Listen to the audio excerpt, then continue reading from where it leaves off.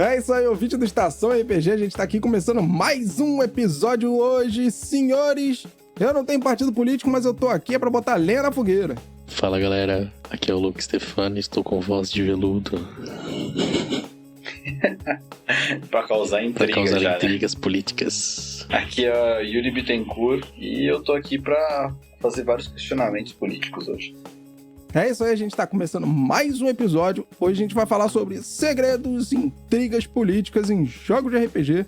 Então, obrigado pela sua audiência e, mais uma vez, como sempre, vamos que vamos.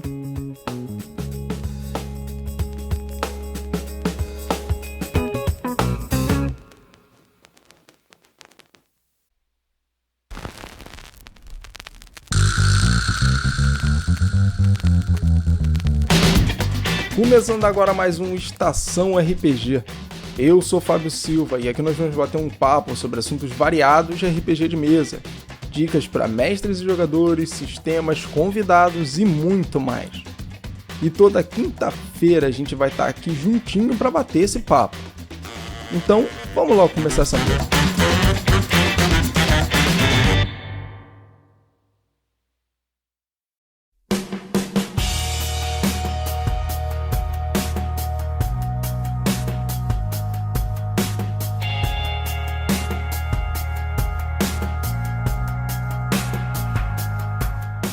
Então é, senhores, estamos começando mais um episódio hoje aqui no Estação RPG. A gente vai falar sobre intrigas e política em jogo de RPG. E claro que a gente não tá falando aqui de nada partidário, a gente não tá criando nenhuma referência partidária, nada disso. A gente tá falando das referências de intriga e política dentro de jogos de RPG. E dentro de jogos de RPG isso é bastante comum. A gente vê muito. Aliás, tem vários jogos de RPG que eles são voltados principalmente para esse tipo de temática ou mecânica, dependendo da situação e dependendo do tema que você jogue. E aí, senhores, vocês já jogaram jogos especificamente políticos? Cara, político assim, jogos de intrigas de poder desse naipe, eu joguei muito pouco. Acho que eu joguei uma ou outra. Joguei uma sessão de vampiro uma vez. O vampiro tem essa coisa, né, dos clãs e tal, ele tem esse foco, mas é um jogo que eu acabei jogando pouco na minha infância. E eu acompanho, eu gosto muito desse tipo de cenário, mas eu acompanho isso mais em séries, quadrinhos, desenho animado, etc, né? Um Game of Thrones é justamente isso, né? Uma Guerra dos Tronos, é o pessoal brigando pelo poder ali, pelo governo de Westeros. Eu acho que eu gosto muito de suspense. Eu acho que até certo ponto, sei lá, um Death Note, que é aquela briga intelectual, tem essa cara de segredos, de quem é o assassino e quem tá buscando, porque eu acho que, né, aí vai um pouco mais pro lado da investigação, que eu acho que talvez possa ser uma outra pauta, jogos investigativos, mas é essa questão de discutir poderes políticos, intriga, de trabalhar com a nobreza, talvez num mundo medieval, ou coisas diferentes, assim, governos, né, em outros RPGs, seja interessante. Eu me interesso, mas eu tenho pouco conhecimento de causa. Daí eu tô cheio de perguntas pra vocês, assim. Essa é a melhor parte da gente fazer um podcast de RPG falando sobre algum assunto, né? Porque a gente mesmo acaba tendo as nossas dúvidas e tirando as nossas dúvidas aqui com a gente mesmo de como é que o negócio funciona, né? Então, por exemplo, tem um negócio maneiro que você citou, falando de Vampiro à Máscara especificamente. Vampiro à Máscara, principalmente a versão 3. E aí eu acho que o Luke Stefano vai poder falar até melhor, que o Luke Stefano jogou bastante a versão 3 mesmo, não sendo, né, com o sistema do vampiro, né? Me amarro numa metranca. Exatamente. Então, o Vampiro à Máscara tem muito esse conceito de jogo político, desde o V3 dele. A questão é que no Vampiro à Máscara isso não cabia tanto dentro dele. Na verdade, não é que não cabia, né? A galera acabava passando muito mais por cima da questão política do jogo e criando o Vampiro X-Men. Eu acho que foi daí até que veio mais a piada do Vampiro X-Men do que o próprio sistema. Porque o jogo era pra ser político. O que é o Vampiro X-Men? Que agora eu fiquei na dúvida.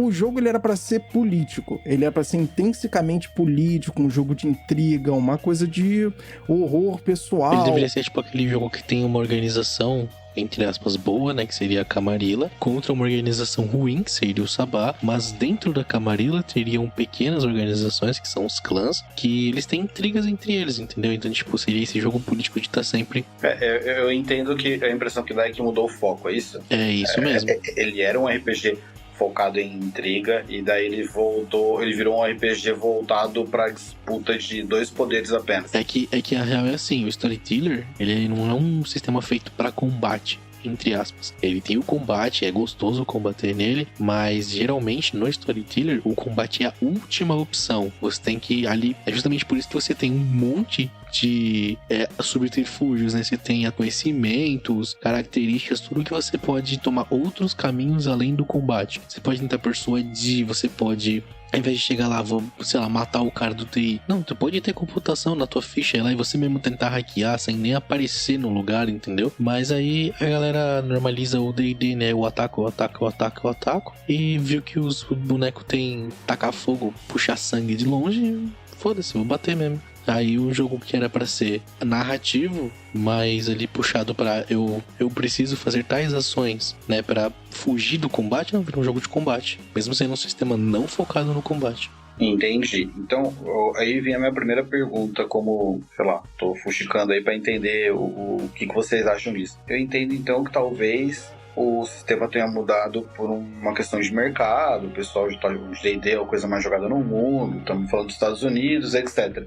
E daí acabou virando uma outra opção igual ao D&D. Talvez não tenha sido muito acertado mercadologicamente falando, porque você podia ter um negócio diferente. Mas aí eu vou fazer uma pergunta agora, pra gente tentar entender. Você acha que um jogo, então, que ele é voltado, que o foco dele é para intriga política, ele tem que ser um jogo que problematiza o combate, não no sentido de deixar o combate chato ou ruim, mas de que ele mostre que o combate ele realmente é algo difícil e que não deve ser a primeira solução para tudo. Como, por exemplo, dizer para você que, tipo, você tá enfrentando um clã inteiro, você sozinho, então isso é um problema.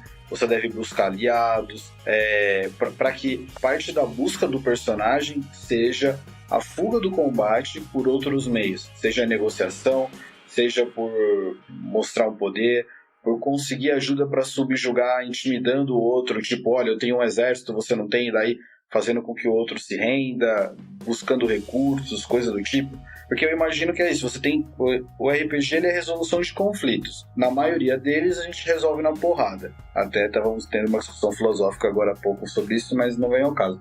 O ideal seria que um jogo focado em intriga mostre o quão perigoso é um combate.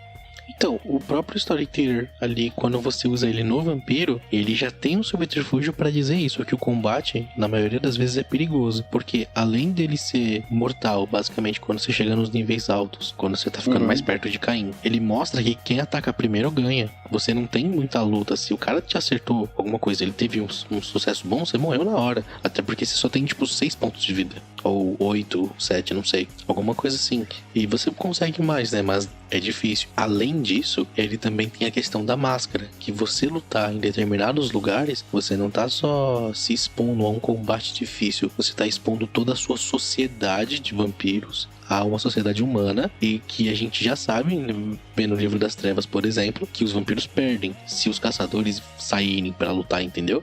Mas aí é que vem uma questão que é interessante, porque, por exemplo, quando a gente fala da máscara, dentro do jogo de vampiro, a gente tá atribuindo uma mecânica, que é uma mecânica criada para poder atender essa questão de intriga e de política. E na minha opinião, vou falar de novo, na minha opinião, o Vampiro à Máscara V3, ele acabou meio que pecando nisso pelo seguinte: ele criou um subterfúgio, um sistema que abrangesse o Storyteller, que desse toda essa questão mecânica, interpretativa pro jogo, tentando botar de lado, claro, o combate. Porém, o sistema, o combate tá lá, ele existe. Se você quiser fazer uma aventura só de combate, tu vai fazer, acabou, é isso, vamos. E se for maneiro, for divertido, a galera curtir, façam, vai ser show de bola pra caramba e tá todo mundo aí pra isso. Vai ficar 5 horas rodando dado lá no combate, né? Que Storyteller é dado pra caralho. Tem gente que se amarra em jogar Storyteller assim. Eu já joguei muito Vampiro à Máscara assim e não tenho nada pra falar disso. Joguei muito Vampiro à Máscara assim também e vou te dizer que jogando ali com amigos é divertido. É muito, cara. Só que a grande questão é que aí eu já venho pro outro lado. O que o Vampiro à Máscara a V5 trouxe que é diferente da V3 e que favorece muito mais esse lado? O Vampiro à Máscara V5, ele criou mecânicas, ele mexeu em mecânicas do jogo para favorecerem as intrigas e o contexto político de todo o jogo. Ou seja, eles criaram a questão das coterries, eles criaram as questões de grupo, tem a questão lá que você escolhe uma disciplinazinha, que é a disciplina principal do grupo. Então, assim, ele tornou o jogo muito mais grupo do que individual. E, claro, quanto menos individual o jogo for, mais interpretativo ele acaba sendo. Ele acaba sendo menos um jogo de combate e mais de interpretação. Então, você acaba conseguindo favorecer todo esse contexto que segue em torno dele para não culminar sempre em algum combate só porque você é um cara que tem rapidez e tem potência pra caralho e vai querer resolver tudo na porrada, por exemplo. Ou então... filho, presença e potência acabou, mano. Acabou tudo. Considerando que a gente tem no Vampiro essa questão da máscara, e que eu acho interessante, porque é uma questão conceitual, que mostra como a gente deveria se esconder no rolê. Eu imagino que os jogos da linha Mundo das Trevas antigos, pelo menos na época que eu via há muito tempo atrás, era assim, que você tinha mago, que você tem a questão da realidade, que você molda a realidade, então tem uma coisa que volta contra você tem que tomar cuidado com o que você mexe. Tem um paradoxo, exatamente. É sempre aquela questão de, tipo, você tem o poder, mas aquilo tem uma consequência muito grande, pense bem no que você vai fazer. É ter o conhecimento, mas usar aquilo da forma mais teórica, porque a prática daquilo pode ser perigosa, e por aí vai. São questões que a gente coloca como parte da ambientação, são conceitos colocados para que a gente tenha justificativas para a fuga do combate. E daí, acho que a gente entra num segundo ponto, se a gente for fugir um pouco desse mundo moderno e tal, porque aí ficou claro para mim que seriam tipo jogos de espionagem, onde você tem espionagem contra espionagem, jogos onde você tem que resolver casos e daí você está se escondendo da humanidade, no caso de um vampiro, um mago, etc. E daí isso eu acho bem legal. E daí, no mundo medieval, se a gente for pensar no D&Dzão e na galera que joga bastante e tal, eu gosto muito de Tormenta, no caso, né? Já falei bastante disso. O que poderia servir para mostrar que o combate não é a primeira solução do problema, eu acho que seriam as leis. A gente tem muita coisa que acontece no RPG, numa dungeon lá, numa masmorra, nos ermos, em lugares onde essa questão é fora da lei, e isso eu acho que deveria ser mais explorado. São coisas que marcam esses locais, né?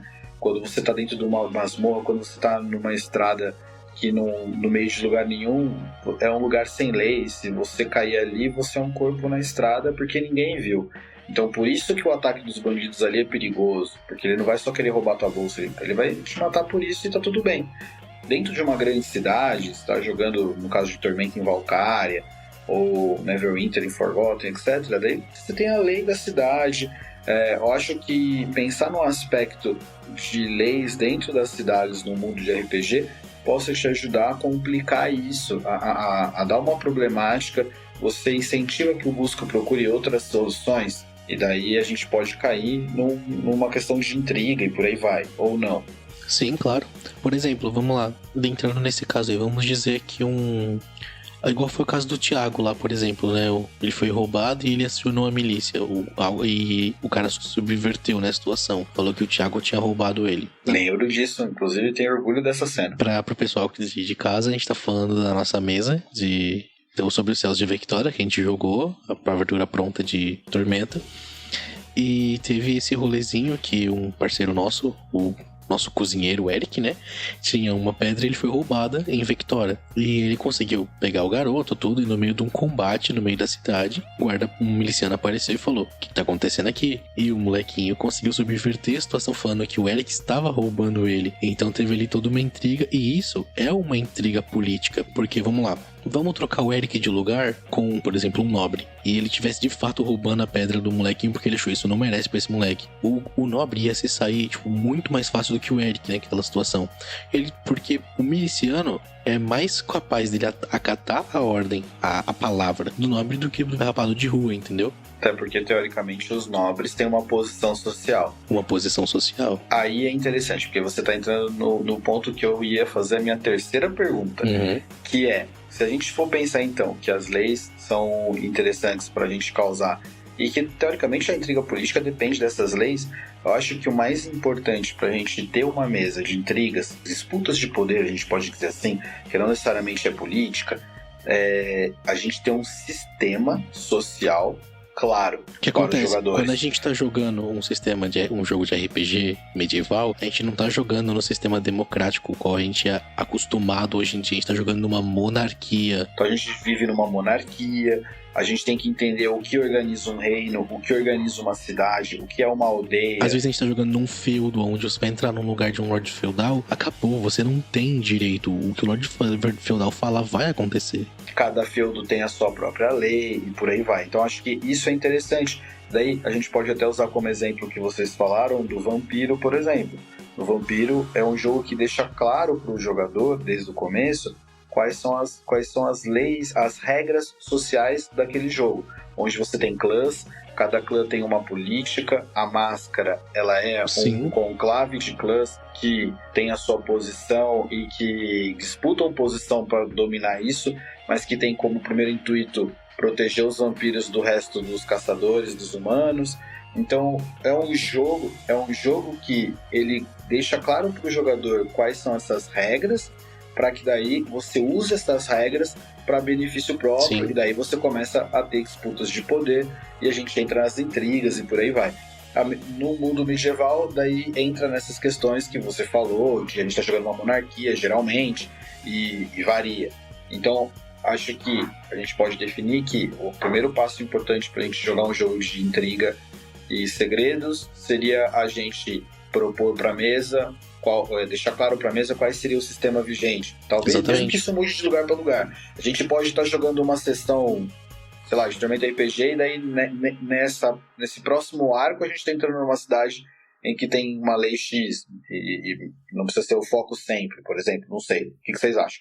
Eu concordo, mas também não concordo necessariamente. Até porque, por exemplo, como a gente tá falando de Tormenta especificamente, aí são 2 pontos. O primeiro é o que você falou, na questão de Vampiro à Máscara, e aí a gente pode citar alguns outros sistemas aqui, que foi o que você falou também antes, né? Game of Thrones, Cyberpunk, por exemplo. Cyberpunk também veio muito dessa questão de intriga e de política, até por conta de toda a questão de utopia de poder e etc.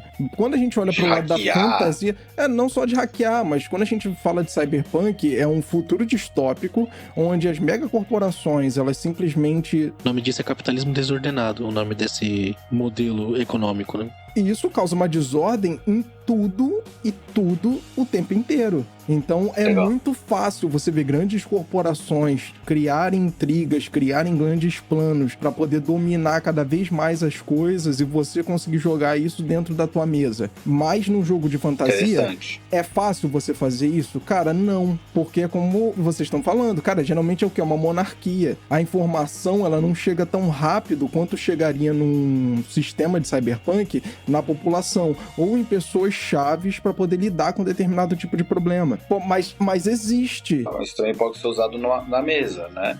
Sim, mas existe. A favor da narrativa. Exatamente, mas existe. E por que eu digo que existe? Os próprios romances de Tormenta mostram que, além de tudo que acontece dentro do cenário, tem uma influência de intriga e de política muito forte.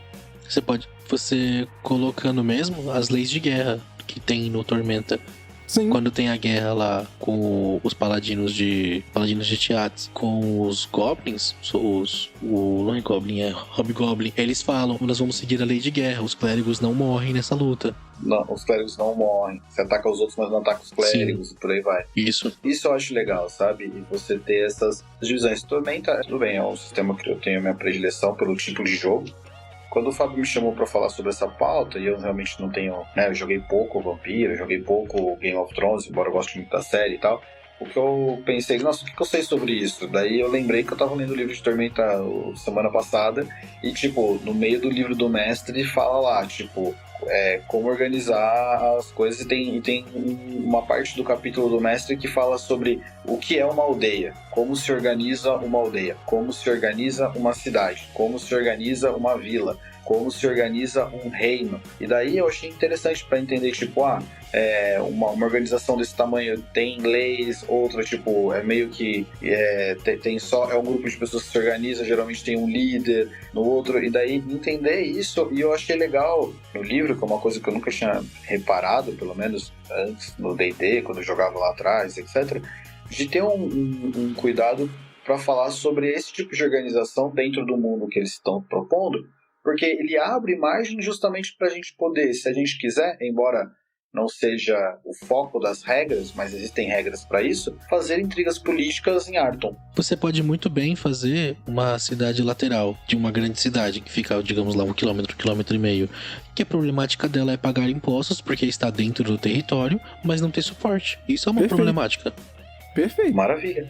Bem Aí legal. você tem um cara que é dominante, que ele cobra aqueles impostos de uma maneira extremamente abusiva, e o povo se junta e começa, sei lá, tramar contra aquele grande governante pra poder tirar ele do poder e botar um outro governante vizinho, por exemplo. Exatamente. Interessante. Porque eles conhecem, eles sabem como é que aquele vilarejo vizinho funciona e que não é daquela maneira. Sim. Ou, por exemplo, quando os aventureiros vão investigar a fundo, eles descobrem na real que quem tá cobrando os impostos nem é uma pessoa que trabalha pro reino, é um cara inteligente aleatório que usou dessa lei. Ele sabia, tipo, vocês estão dentro do território, então vocês vão pagar o imposto, mas ele nem é nem trabalha pro rei, nem nada, entendeu? É um grupo pequeno falando em nome de alguém que eles não representam. Simples assim. A gente entra em blogs que usa a política, mas acho que o lance da intriga política mesmo, essa coisa vem mais dessa coisa de, tipo, da Guerra dos Tronos, dos bastidores do governo, né? De quem... Em Tormenta dá pra você fazer uma intriga política de nobres muito fácil em Allen. E não só de nobre. Em Allen, porque Allen é o reino da intriga. É o reino, né, da intriga. É os caras que, tipo, eles mandam matar, eles cometem assassinato, mas é sempre mantendo a aparência. E essa discussão sobre a aparência é importante. Eles estão tomando chá, um nobre com o outro, mas ao mesmo tempo eles estão pagando um cara pra matar o cara que tá tomando chá com ele. Acho legal o lance de Allen, que é um lance que tem o negócio da aparência e tal. Tipo, os caras estão discutindo aqui, e daí manda matar o outro e etc. E eu acho que em Tormenta, assim, eles abriram um novo leque, acho que pensando nessa coisa de Game of Thrones, que são os feudos de Trebuk. Agora no Tormenta 20, o antigo reino da Shivara acabou se desfazendo e virou vários feudos. E daí às vezes tem alguém querendo unificar, mas daí não consegue, porque cada um tá cuidando da própria terra, porque o governo meio que se desestabilizou. Então você tem uma grande área com vários perigos, cada nobre cuidando do seu reino, e daí eu acho que é um terreno propício, e tem a classe nobre também em Tormenta 20 agora, né? E daí você tem o lugar certo pra você falar assim, mano, vou criar um nobre, eu tenho umas terras vagabundas lá no canto, e eu tenho um feudinho, e mano, eu preciso proteger meu povo, eu quero começar a unificar, quero proteger meu povo, e você pode começar a criar aquele tipo de aventura onde, tipo William Wallace, sabe? Sim. O cara vai falando, e isso eu acho que é legal dentro do mundo medieval, você pegar, tipo, Coração Valente. Se você for ver na nossa mesa, o Bosque da Luz tá tendo uma intriga política, que é ali o cara da onde a gente tá fazendo o trabalho pra ele, tentando foder todas as outras fazendas grandes em volta, e a gente no meio dessa treta, entendeu? Você lá tentando conseguir os cavalos pro teu pai, e eu tentando descobrir de quem que ele tá comprando o Akibud, ou com que mercenários ele tá fazendo acordo, entendeu? Isso é uma intriga política, não sendo relacionada ao reino, mas é uma intriga que mexe com a economia do reino. Então acaba sendo uma intriga política. Porque não necessariamente quando a gente fala de intriga política, a gente precisa falar principalmente quando a gente fala de jogos de fantasia. A gente precisa falar de reis, de nobres. Cara, a gente pode falar de guilda de mercenário, de guilda de ladino, de fazendeiros. Até em mesa atual, se você tá falando de uma... A gente tá, por exemplo, nós estamos jogando, sei lá, mutantes e malfeitores. E a gente tá enfrentando uma gangue de biomutantes, por exemplo. De biomutantes não, de bioterroristas, por exemplo. É uma intriga política. São pessoas que estão quebrando o status quo. Toda vez que o vilão quer quebrar de alguma maneira o status quo, ele tá fazendo uma intriga política. Então, aí vem um comentário maneiro que, assim, não necessariamente precisa ser o vilão que vai quebrar isso e criar uma intriga política. O cara não precisa ser o vilão pra criar uma intriga. Exatamente. Agora, eu vou fazer a pergunta que é... Aqui eu zero tenho respostas, e daí eu quero quero saber o que vocês indicam aí. O que os sistemas, que eu não conheço muito, por isso pergunto, como opções para resolver essas intrigas políticas? Você faz um teste de espionagem, sei lá, ou é uma diplomacia, e daí é sempre um teste, e daí a gente faz uma resolução simplesmente pelo roleplay. Como que funciona? Não necessariamente, depende da pegada da aventura que você tá criando, né? Eu pessoalmente gosto, quando vai ser uma intriga política assim, que tem que ser resolvida no diálogo, eu gosto de fazer do jogador falar a fala dele, baseado no que ele falou, dar um bônus ou uma penalidade no teste de diplomacia. Por quê? Por exemplo, vamos lá, o cara deu um puta discurso foda. Assim, o cara revolucionou, lançou o Martin Luther King lá na frente. Ele tirou um. O que aconteceu, mano? Eu não sei, cara. A galera não entendeu. Você lançou um discurso onde as pessoas não querem saber desse assunto. Mas, como o seu discurso foi bom, o que vai acontecer? O público não entendeu, mas o interlocutor que precisava entender, entendeu. Tipo, o seu discurso todo ali é no meio de uma galera, mas o discurso tem que atingir o nobre. A galera não entendeu, a galera tá te ovacionando, mas o nobre entendeu. Entendi. É uma coisa que eu, pessoalmente, gosto de fazer. E aí, de novo, ó, só parando pra pensar no que você perguntou, de novo, a gente volta a falar desse contexto. Não necessariamente só porque a gente tá jogando um jogo que tem intriga política, quer dizer que ele vai ser totalmente e completamente baseado em questões de contexto social. Ele pode culminar em cenas de ação muito maneiras, ele pode culminar em combates muito maneiros, em assassinato, ele pode culminar em coisas que fogem completamente do social. Porém, o lado social desses jogos é muito forte. Se a mesa é toda enfrentando, por exemplo, uma equipe de mercenários que tomou conta de uma cidade, isso é uma questão social. É focada no combate, mas é uma questão social, porque você está livrando as pessoas da violência. Segurança pública acaba sendo social. Se você for ver todos os assuntos relacionados à política, é uma questão social. Economia, pessoas pobres. Segurança, pessoas sofrendo. Saneamento básico, pessoas na merda. Literalmente, pessoas na merda. Eu entendo que a gente possa ter cenas que não são relacionadas socialmente nisso, mas a gente precisa que essa intriga crie possibilidades para cenas. Até porque, lembra o seguinte, tudo que envolve qualquer tipo de intriga e envolve rodeio político, ele gera gatilho, e isso gera uma parada que a gente falou lá no episódio número 4 do Estação RPG, que era conflito. E o que é que faz o jogo de RPG acontecer? Conflitos. Não, eu entendo que são conflitos, mas daí a pergunta é, os conflitos têm que ser motivações, têm que ser segredos, motivações políticas, etc. Então, por exemplo, nós vamos ter um julgamento. Personagens foram acusados de um crime. O exemplo do menino Thiago que estava sendo roubado e foi acusado de ladrão. Daí, então vai haver uma apuração desse crime. Então, a gente pode fazer com que a busca pela... inventando uma aventura agora na hora aqui com vocês. A gente pode, então, criar que, tipo, uma pessoa, pode ser um NPC, está sendo acusado de um crime, e a gente precisa... Aí que talvez caia na investigação, mas a gente pode entender que, tipo, esse cara que está sendo acusado de um crime, na verdade, é porque tem alguém local querendo derrubar ele para poder se apossar das terras dele, porque tem algum tipo de material naquelas terras.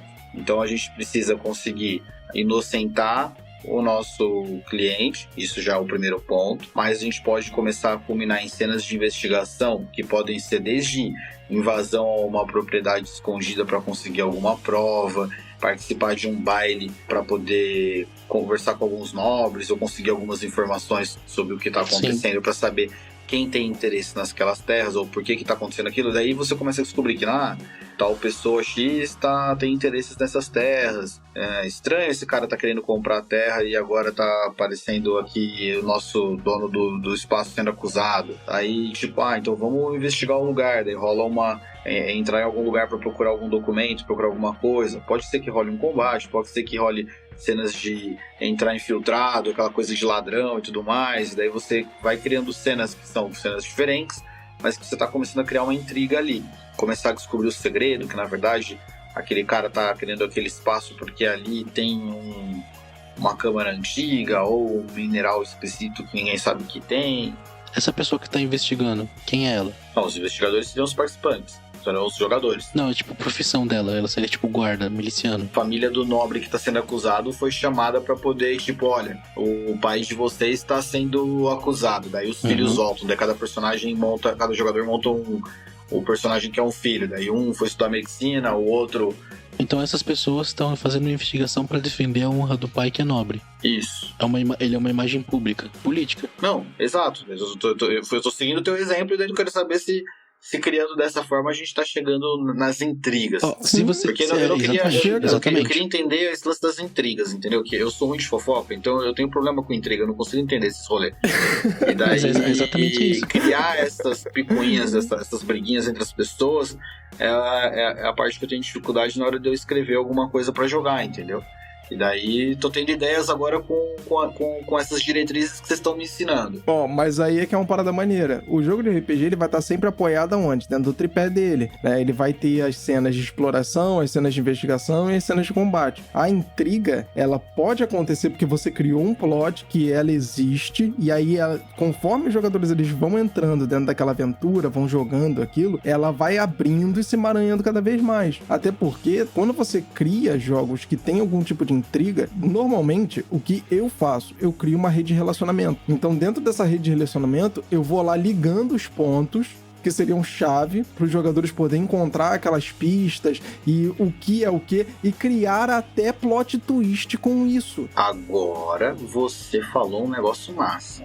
Então, rede de relacionamento. Acho que dentro então das diretrizes para a gente fazer um RPG de intriga e política, a gente tem a questão da lei, né, o sistema que como funciona, tudo mais, para os jogadores entenderem o que eles têm como ferramenta do que pode ser usado ou não dentro de jogo para poder usar a política a favor deles dentro das intrigas. A gente tem o lance de mostrar o quão perigoso pode ser o combate para que ele não seja a primeira opção de resolução de problemas, e uma ferramenta muito útil para o mestre poder entender os rumos que ele vai tomar com essas intrigas é que ele crie, então, um mapa de relacionamentos, que é algo que eu não tinha pensado e que agora você acabou de facilitar a minha vida. Então eu deveria entender quem são os participantes dessa intriga, né? Que seja o nobre que a gente está falando que está sendo acusado, o juiz, a lei da cidade, o cara que tá querendo roubar as terras, etc. E com isso, criar um mapa de relacionamento onde a gente vai poder linkar quem tá a favor de quem teria motivações para ajudar ou não os participantes, quem poderia fazer cada coisa. E a partir daí, a gente consegue ter um norte para ir conseguindo andar para frente com as intrigas baseado no que os personagens vão escolher. O meu medo, quando eu entro num RPG, numa história que exige esse tipo de intriga e tudo mais, como eu não tenho esse perfil de entender muito disso, de fofocas, eu até gosto de Game of Thrones, por exemplo, justamente por conta dessa parte política, às vezes eu fico perdido, que eu acho, pode ser até besteira, mas eu acho que eu não tenho essa criatividade ou conhecimento necessário para lidar com o imprevisível dentro de um roteiro desses, que são coisas que os jogadores vão trazer pra gente. Como um mestre, seus jogadores vão ser imprevisíveis, porque eles podem fazer o que eles quiserem. E eu acho que seria muito triste o jogador ter uma ideia, ou o jogador falar assim, quer saber? Nós vamos tomar conta desse espaço e agora nós vamos tomar as terras desse cara e eu vou fazer a terra dele ser desvalorizada. E daí eu falo, porra, mas como é que eu vou fazer então? Que possibilidades eu posso dar pro cara para poder desvalorizar essa terra, considerando esse exemplo que a gente estava dando aqui?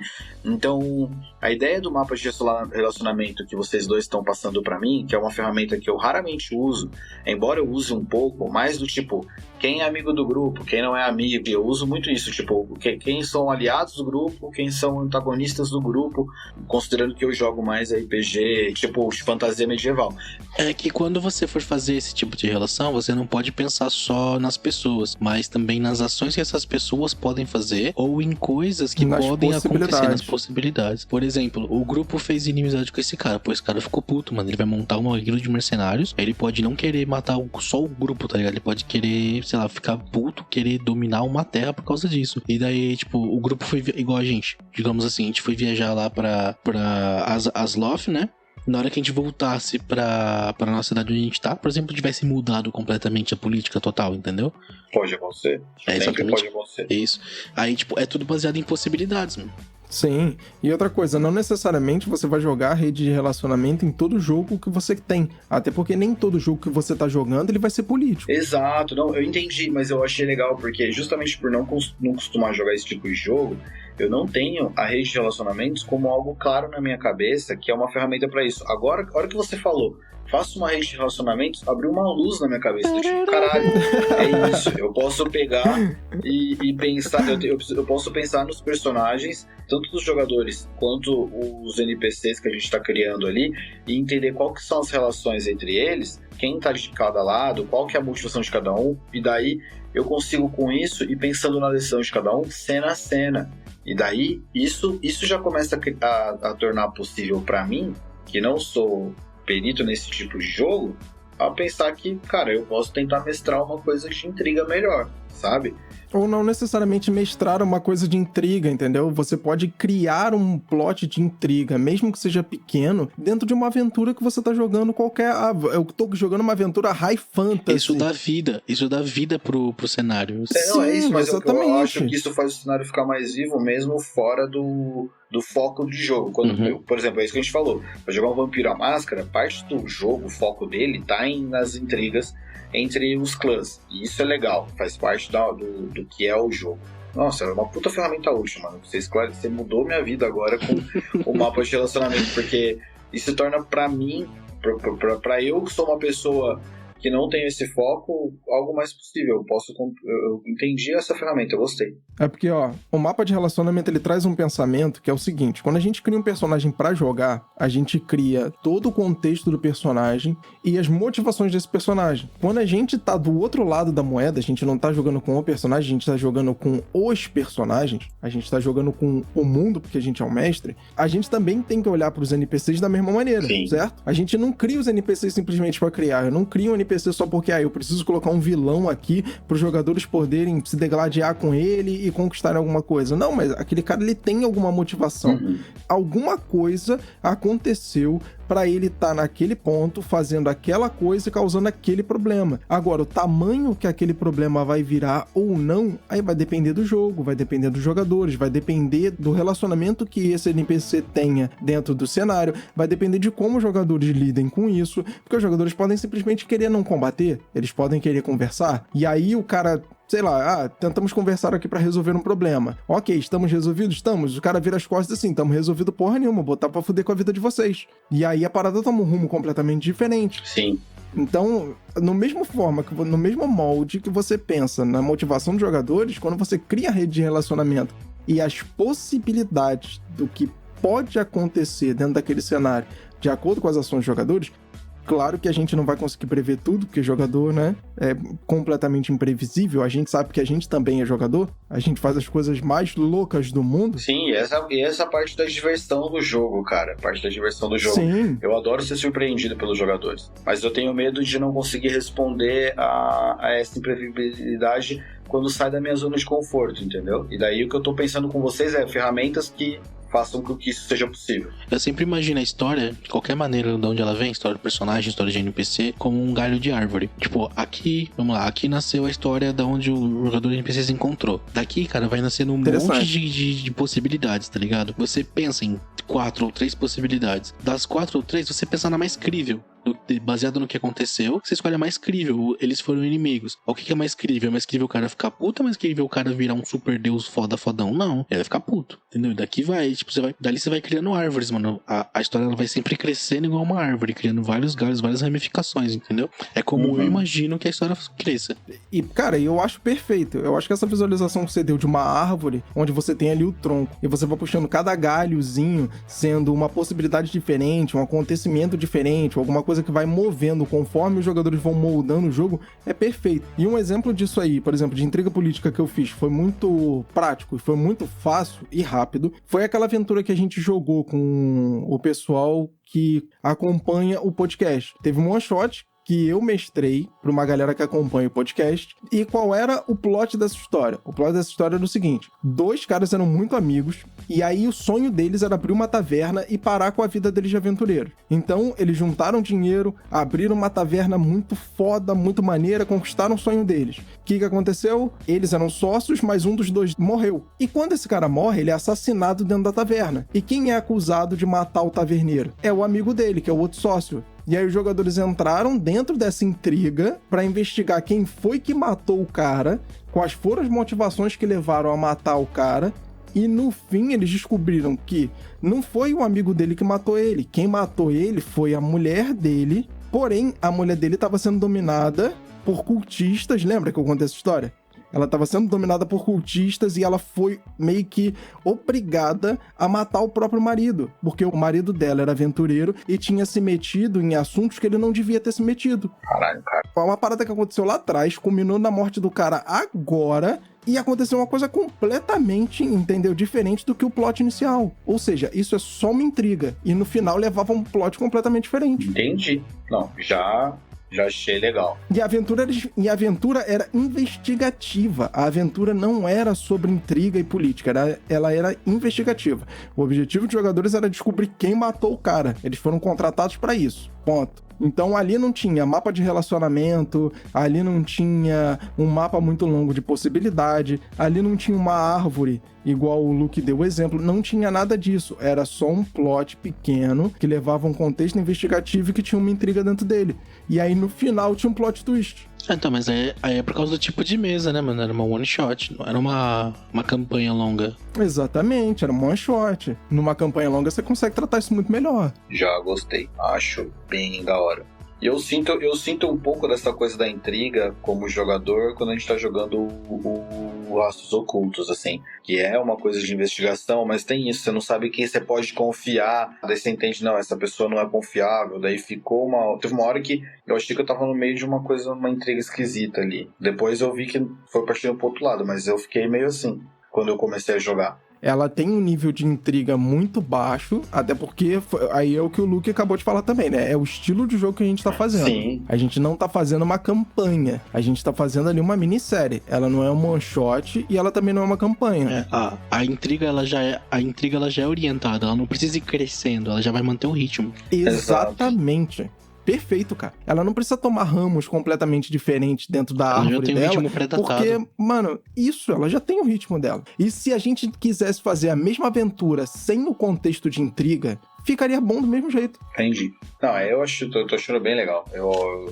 Gostei, tô aprendendo aí. Muito bom, muito bom.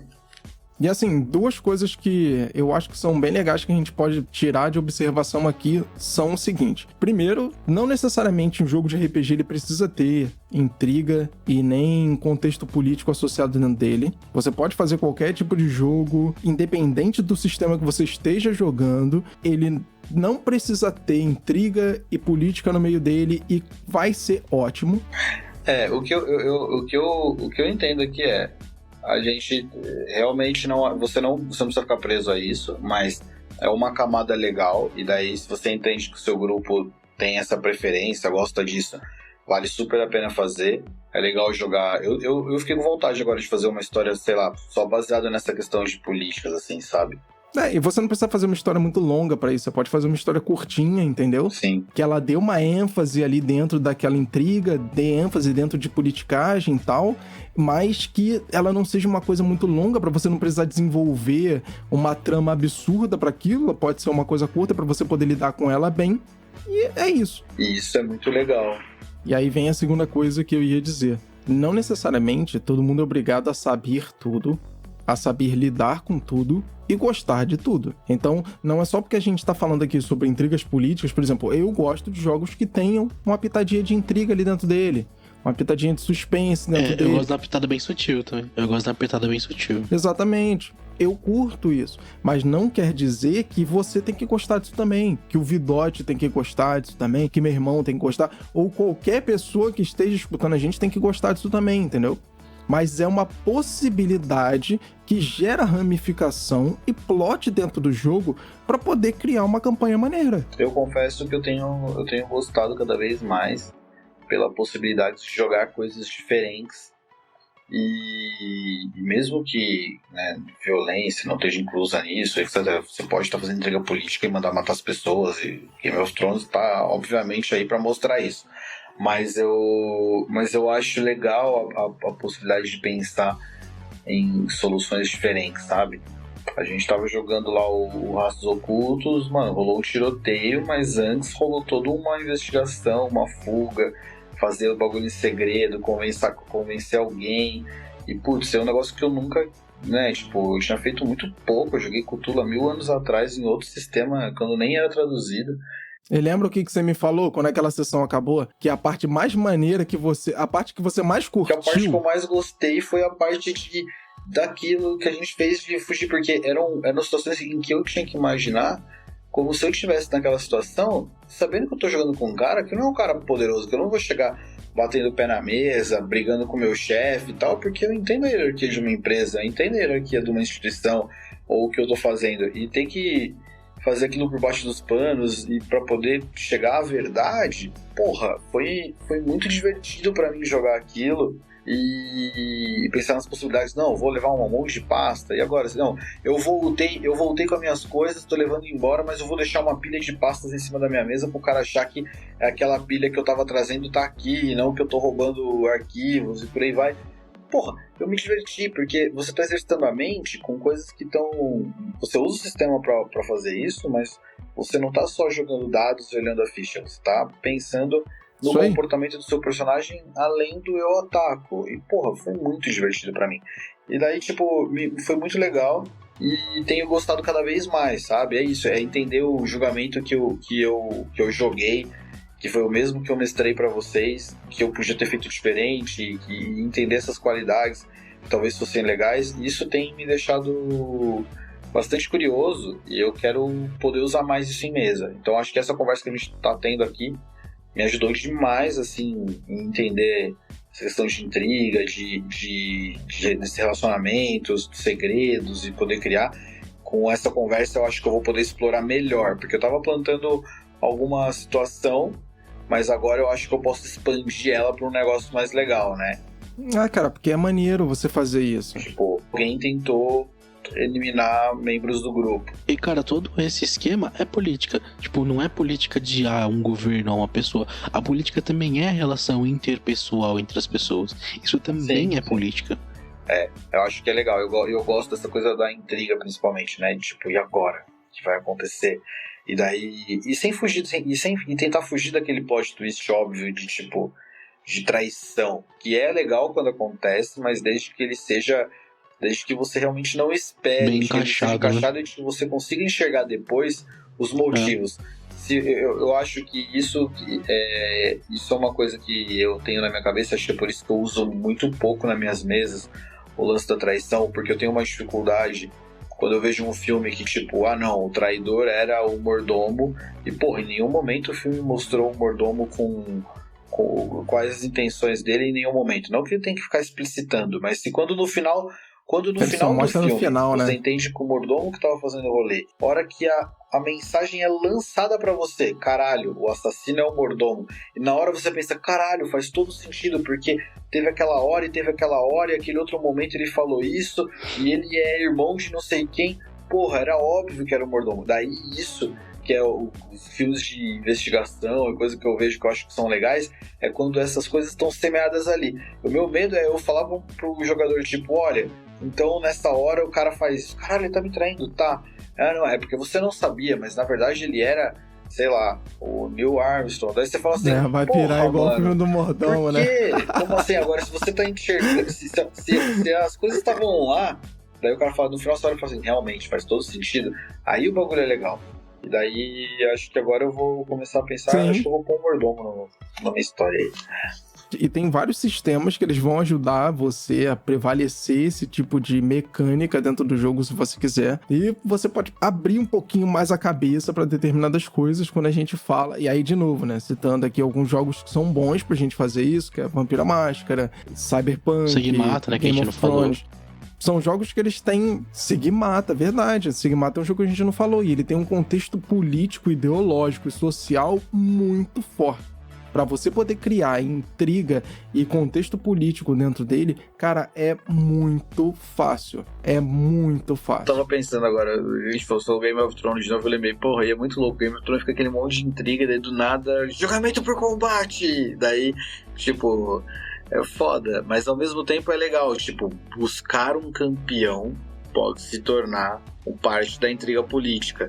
Ou então fazer uma intriga política pra matar o campeão. Matar o campeão do seu inimigo, ou comprar o campeão do seu inimigo, ou fazer, tipo, você conseguir criar uma situação onde o cara que escolheu um julgamento por combate perca antes que o combate aconteça, isso é legal. Porque daí é aquilo, mano, vai ser um julgamento por combate e eu não vou ter a capacidade, tipo o Tyrion, né? Quando ele faz um julgamento por combate, caralho, mas você é um coisa. Foda-se, se eu já não vou conseguir ganhar pela lei, então eu quero um julgamento por combate. Daí ele vai atrás de quem pode ser o campeão dele, buscar um campeão que possa resolver o problema dele. Porra, e agora que eu lembrei disso, achei interessante. Nesses dois casos, também. né, quando ele consegue o Lorde da Água Negra lá no primeiro julgamento por combate, né, o cara só quis ajudar ele porque ele conseguiria terras. E na segunda vez, ele só conseguiu a ajuda do dragão, do Guerreiro Escarlate, né, porque o Guerreiro Escarlate queria que o Montanha confessasse. Só por isso.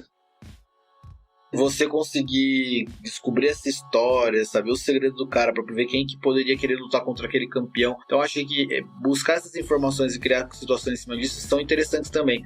Cara, várias ideias aí que eu não tinha nem pensado. Acho maneiro, gostei.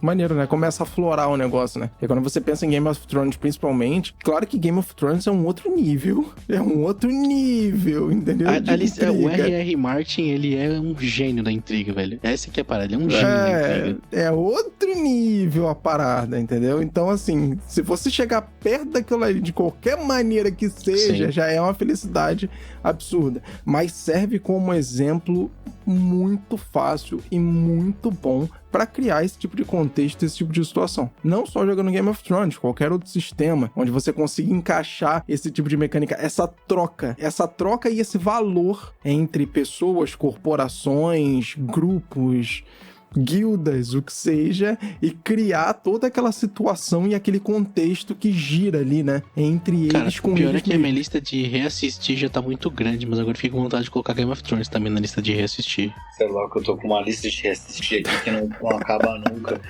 E eu não consigo nem dar play. Vocês estão malucos.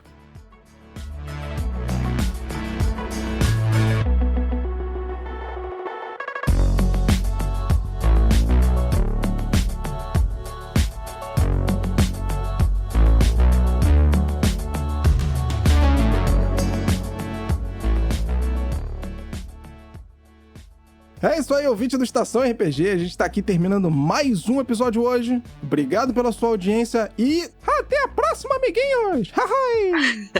Vote no rei. Vote no rei. Sensacional. Valeu, galera.